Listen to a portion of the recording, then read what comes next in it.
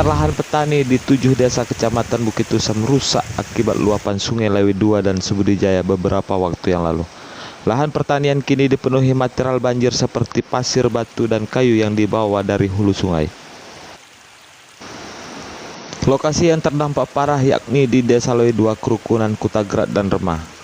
Area persawahan tidak bisa lagi ditanami karena sebagian ditutupi pasir dan sebagian berubah menjadi aliran sungai baru. Abdurrahman Maha, salah satu petani yang juga tokoh adat Lewi II, berharap kepada pemerintah daerah untuk dapat melakukan normalisasi kembali dan mengembalikan aliran sungai sesuai dengan jalur yang dilalui sebelumnya. Kira-kira lahan yang kena dampak banjir ini, Pak? Kalau secara manual dihitung lebih kurang 30 hektar lebih, Pak. Sampai sekarang belum bisa ditanami, sudah lebih hampir 1,5 bulan ini dari sebelum puasa.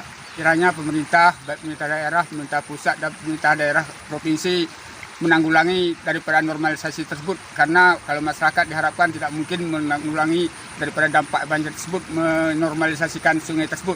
Ya, ini air yang kita nampak sebelah kanan saya ini seharusnya jalannya bukan di sini. Ini karena lahan perjagungan, lahan persawahan, seharusnya dia jalannya di sebelah kiri saya, di seberang jalan.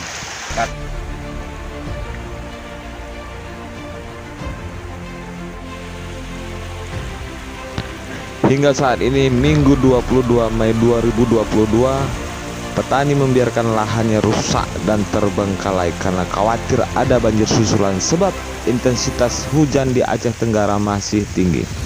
Saifullah melaporkan dari Kutacani, Aceh Tenggara.